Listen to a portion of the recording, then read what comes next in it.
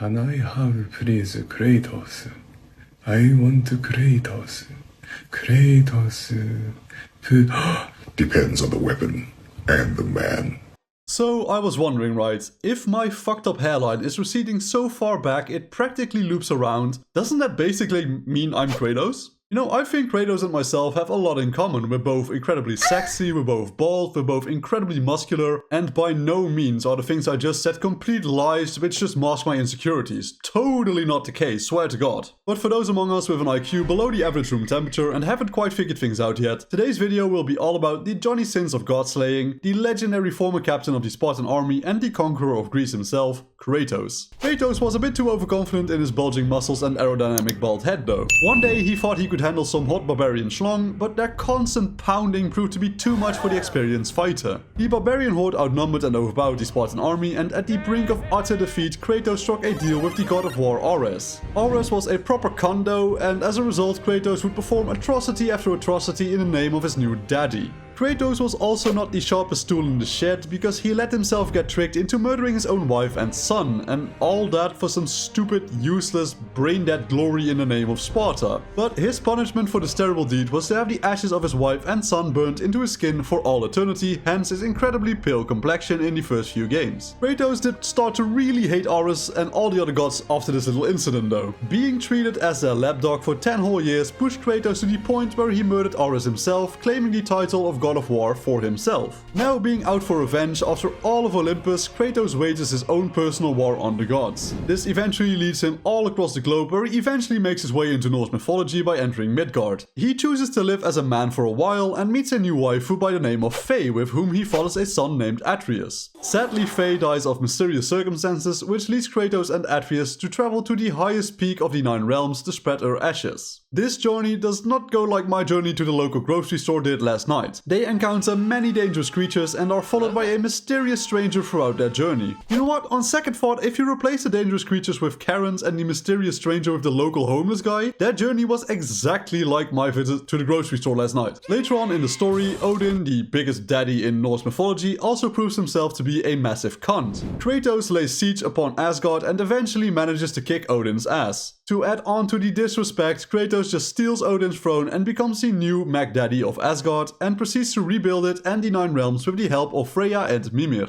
So Kratos is probably the most popular god-slaying character in all of fiction. You know, at the very least, I cannot think of another character that would, rival him in this aspect. But we do have to talk about the elephant in the room. The gods in Dragon Ball Super are obviously written to be different than the gods in God of War are. This is not something new though, since I'm fairly certain we all already knew this. Personally, I also believe that the gods, at least the gods of destruction in Dragon Ball Super, far outpower the gods in the God of War universe. But I am moving a bit ahead of myself already, so let's just first take a look at what Kratos can actually do. First off, Kratos is fucking strong. Shocking, I know, but seriously, this guy's physical strength is nearly unlimited, if honestly not just unlimited. To put it into perspective, Kratos was being squeezed to death by Cronus. Cronus is a 1600 feet tall, 7 million metric ton weighing titan. Kratos being able to withstand this pressure and essentially lift this guy makes it so Kratos can at least lift 18,534,983 tons, which, in layman's terms, is a fucking insane amount of weight. But there's more to things as physical strength. Kratos is also shown to be very fucking fast, as he is able to dodge Zeus's lightning bolts. Even getting hit by a lightning bolt, Kratos was able to withstand it. He's also very durable. These same lightning bolts were shown to shatter mountains and destroy city-sized areas. Even getting his entire soul nearly ripped out of his body proved no match for the sheer bold swag of Kratos. But physical strength is honestly the least of, his impressive skill set. To add on to these feats, he is also quite literally immortal. He was cursed to never die of old age and survived an attempted self-deletion with the Olympus sword. Adding on to this is his insane durability and regenerative healing factor, which allows him to take and heal off a tremendous amount of damage. And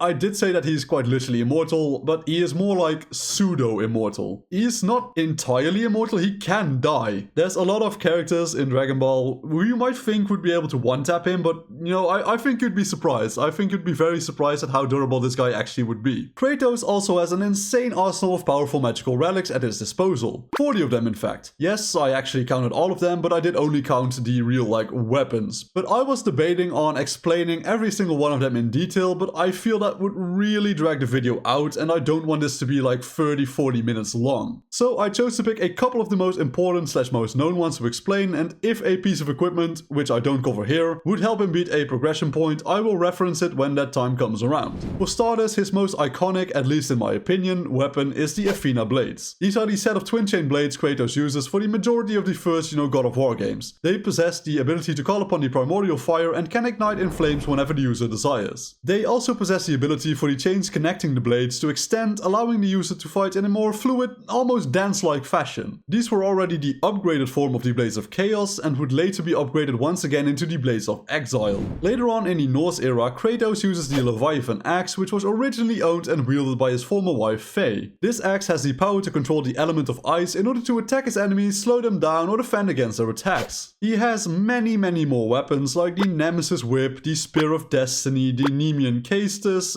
Grem, Roti, Riddle, Tirfing, Skofnung, etc. All of these weapons possessing abilities that can kill the gods themselves. Aside from weapons, he also has several items which will prove quite handy in a contest of survival. For example, Poseidon's Trident allows him to breathe underwater indefinitely. The Amulet of the Fates allows him to slow time for his surroundings whilst keeping his own time running normally. The Golden Fleece can absorb projectile attacks and redirect them at the attacker. The Wings of Icarus allow Kratos to fly for short periods of time, allowing for, more complex aerial maneuvers in combat. He even has his own little version of the solar flare technique by using the decapitated head of the sun god Helios. Aside from using his weapons, Kratos himself can also use a huge number of magical abilities, including but not limited to power absorption, where he can absorb the powers of the enemies he faces, and I will already add a little disclaimer here, this ability sounds really strong, but it's not like he can just one-to-one absorb power from the enemy. If he gets hit with an attack that's just way stronger than him, he would still die. Like, power absorption doesn't really matter in that scenario.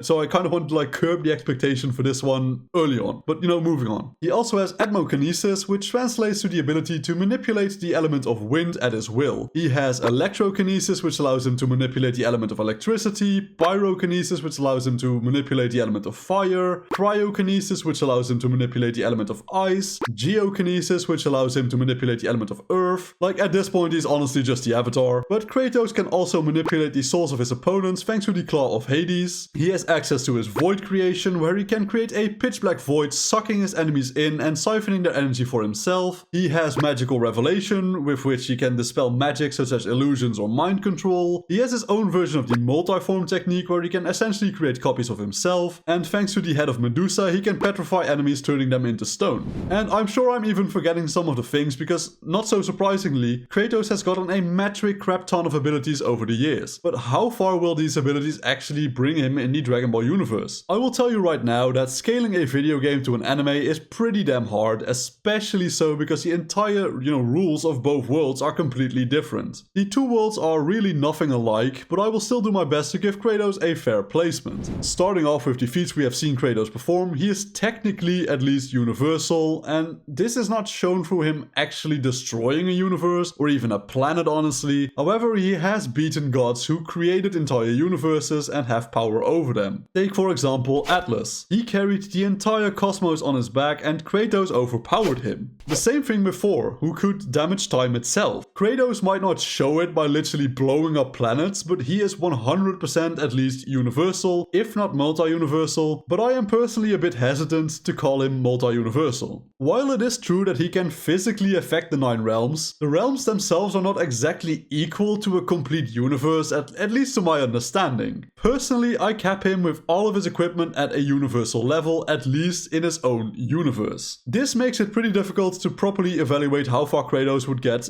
potentially in Dragon Ball. I have seen multiple people online say that he might not get past Saiyan Saga Vegeta, and after really thinking about it, I just can't agree with that. I feel Kratos would in fact be able to beat Vegeta. I think a lot of people are tricked by the fact that we see Vegeta blowing up an entire planet, but we don't really see Kratos do that himself. Kratos' feats require a bit more more in-universe knowledge to understand how impressive they really are. But then again, there is the argument that if Vegeta gets angry enough and blows up the planet they are fighting on with no regard for his own safety, could Kratos survive that? And in my opinion, no. However, Kratos with some of his equipment would be able to reflect the blast back at Vegeta. All in all, I think Kratos would be able to beat Vegeta as long as he manages to keep the planet he is standing on safe. Kratos does not need a lot of oxygen, but he does need it. Getting the planet he is standing on destroyed would be a death sentence for Kratos unless he could make it to a nearby planet with oxygen before he suffocates with the help from, for example, the Icarus wings. Personally, I feel Kratos caps at around Namek Saga Frieza. Frieza is pretty much better than Kratos in every possible aspect, with the exception of Kratos being nigh immortal and,